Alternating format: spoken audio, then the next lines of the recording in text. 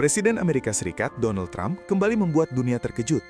Kali ini bukan soal pemilu, bukan soal tarif dagang, namun soal ambisi besar membentuk Dewan Perdamaian, sebuah lembaga internasional baru yang digadang-gadang bisa menyaingi Dewan Keamanan PBB. Langkah ini dinilai berpotensi mengubah peta diplomasi global. Badan ini awalnya hanya dirancang sebagai kelompok kecil pengawas gencatan senjata di Gaza. Namun dalam perkembangannya, proyek tersebut bertransformasi menjadi organisasi besar bernama Board of Peace. Berdasarkan draft piagam yang diperoleh Associated Press pada Rabu 21 Januari 2026, Board of Peace akan memusatkan kekuasaan besar di tangan Donald Trump sebagai ketua. Trump disebut memiliki kewenangan penuh, mulai dari mengundang negara anggota, memecahkan kebuntuan suara, hingga membubarkan entitas tambahan di dalam organisasi tersebut.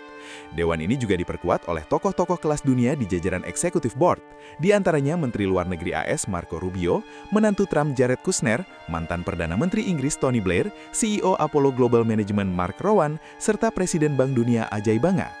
Tak hanya itu, dibentuk pula Dewan Eksekutif Gaza yang bertugas mengawasi fase lanjutan gencatan senjata, termasuk peluncuran pasukan keamanan internasional dan pembangunan kembali wilayah Gaza pasca perang. Trump dijadwalkan akan membeberkan detail lengkap proyek ambisius ini dalam pertemuan World Economic Forum di Davos, Swiss. Namun yang paling menyita perhatian adalah skema keanggotaannya. Dalam draft piagam disebutkan, negara yang menyetor kontribusi sebesar $1 miliar AS pada tahun pertama akan mendapatkan kursi permanen di Dewan Perdamaian. Sejauh ini, Perdana Menteri Israel Benjamin Netanyahu secara resmi menyatakan bergabung. Langkah ini cukup mengejutkan, mengingat sebelumnya Netanyahu sempat mengkritik komposisi pengawas gencatan senjata Gaza. Selain Israel, Uni Emirat Arab, Maroko, Vietnam, Kazakhstan, Hungaria, Argentina, dan Belarusia juga menyatakan kesiapan bergabung. Undangan pun telah dikirim ke Rusia, India, Kanada, Mesir, hingga Uni Eropa. Kremlin menyatakan Moskow masih mempelajari detail tawaran tersebut. Namun tidak semua negara setuju. Prancis secara tegas menolak. Menteri Luar Negeri Prancis menilai rencana perdamaian bisa didukung, tetapi pembentukan organisasi yang berpotensi menggantikan PBB adalah hal yang ditolak.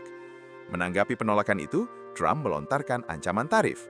Ia bahkan menyebut akan mengenakan tarif 200% pada anggur dan champagne Prancis. Sementara itu, Jerman mengambil sikap lebih hati-hati. Berlin menegaskan bahwa meskipun tidak sempurna, PBB tetap menjadi pilar utama dalam manajemen krisis global.